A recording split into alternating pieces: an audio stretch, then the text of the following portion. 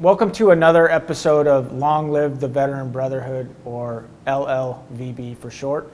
I've got one of my brothers on the show today, and one of the most impressive guys I know, Banning Sweatland from Texas. Banning was in law enforcement for a long time in Texas, and before that, and I should say, and still is, a United States Marine. Banning, thanks for coming on, brother. Thank you for having me. I appreciate it. You know, I'm a little disappointed. I'm not sure, but I think Banning's beard might be more solid than mine right now. So this is what my beard wants to be like when it grows up. Anyway, the reason for the show, Long Live the Veteran Brotherhood, is basically, you know, to teach one another and to shed some light on the fact that our service to each other and to this country and to the greater good does not have to end when we take off the uniform. In many ways, it can get stronger. And you are a great person to look that we can all learn from on that. Well, I appreciate that, Eli, very much, very much.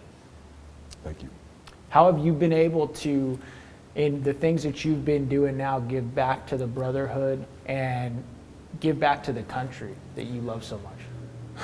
So, if you don't mind, I'd like to start on I look back on it, and it was kind of a hard transition for me.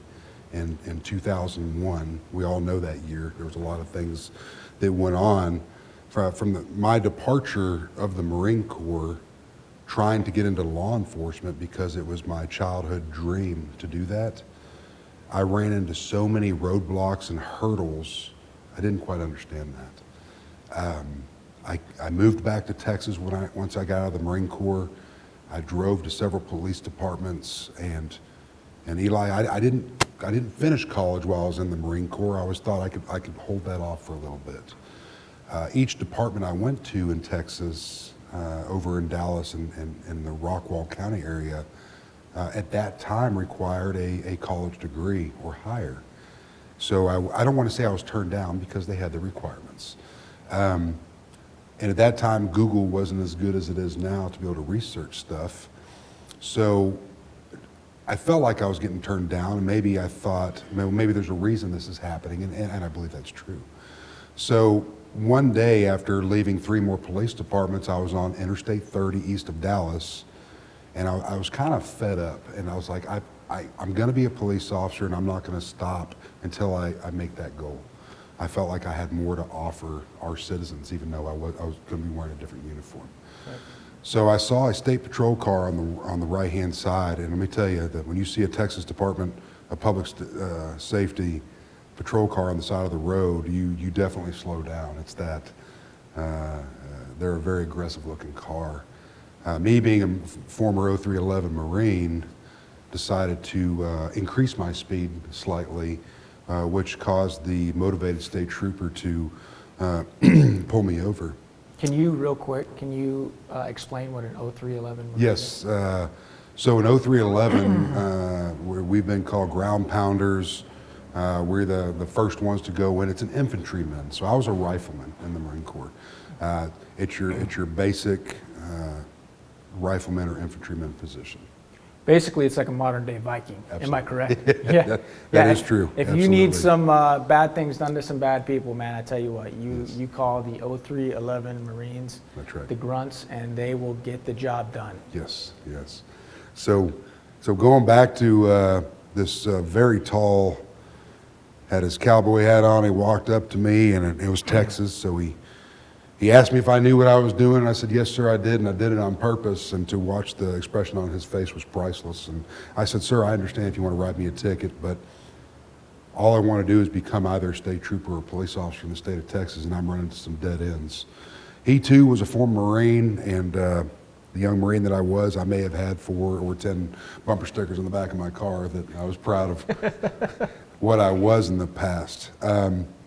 Needless to say, long story short, it was an hour and a half on the side of Interstate 30 with my notebook, and at his direction, he completely told me how to become what is called TCOL certification, become a police officer, and that's exactly what I did, and I used my GI Bill to do it. That's awesome. And 16 years later, here I am. I just retired from the police department, and I couldn't be happier. That's awesome. You know, when I hear you tell that story, the word that comes to mind, and probably the most important word that has nothing to do with spirituality, that I feel like contributes to the majority of the successful people I know, how they got where they got, is resilience. Absolutely. I mean, how many times did you hear no? I heard no more times than any other dream that I've had in my life. But something kept giving, and we all know what that something is. We have a higher power out here. And let me tell you something, if it wasn't for him, I wouldn't be where I'm at now. I feel the same way, man. Absolutely. And I'm glad you were resilient. And on that note of resilience, because I think that's something that our veterans that are transitioning from active duty to the private sector, I think they need to be ready to exercise. Absolutely.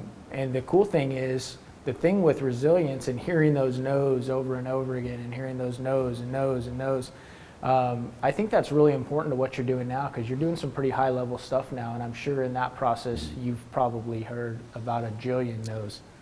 I have, and I'm not gonna go into a full detail, but a quick 30,000-foot view of this thing.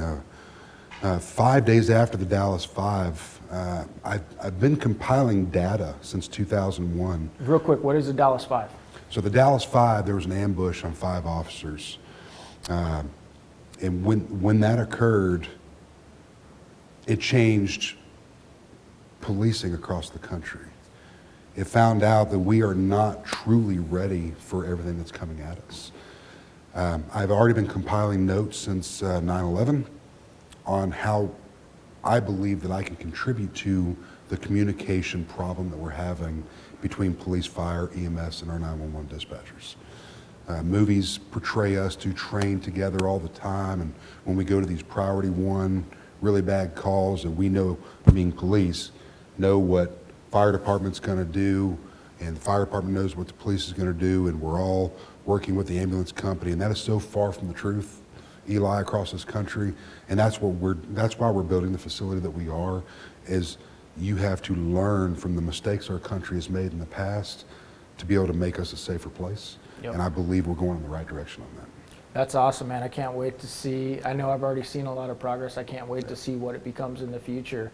You know, if you could give veterans out there that are transitioning a couple pieces of advice, probably 3 pieces of advice, what would those pieces of advice be as a transition? First thing would be is if you receive some valuable training from Uncle Sam, and that's something that you want to stick with once you get into the private sector, and you keep getting told no like I did, don't stop. And if it's something like a police officer that you want to become and you happen to be in the state of Texas, reach out to me. I will personally walk you through the steps on how to do it. But another thing is don't give up. It doesn't matter what your dream is. I don't care what you were trained in the military, and maybe you want to do something completely different. There's a program out there to help you. You know, Benny, some of my best buddies they're just tough guys. You know, you're one of them. Normally, that's not, you know, being a tough guy isn't synonymous with having faith. Right. How do you reconcile the two? Why does a tough guy like Banning Sweatland, who's a former Marine, law enforcement officer, why the hell do you even need to have a relationship with God? If I didn't have a relationship with God, I wouldn't be here today. And I could go into an hour monologue of what's gone on in my life. But I've seen 3 miracles just being a police officer that if you were to look at the videos, you wouldn't understand why I'm still not here. He's in control of everything that we're doing, and I just feel bad for the ones that aren't believers. Yep. Well, because it's my show, I get to talk about things like that. Absolutely. And I brought that up because I know there's a lot of tough guys out there. And I know there's a lot of tough young ladies watching this show who don't think that they need anything but themselves. And I want to challenge you and say, hey, give it a shot.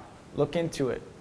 You know, go talk to a guy like Banning and ask him why he has faith and why it's so important to him. And I think he might be able to shed some light on something that, you know, might be just foreign and completely, you know, distant from you. And I think it might be very helpful to you. Banning, thanks for coming on the show, brother. I know we don't have a lot of time today. We got to jump in another meeting, but it's an honor to know you. It's an honor to get to watch your success.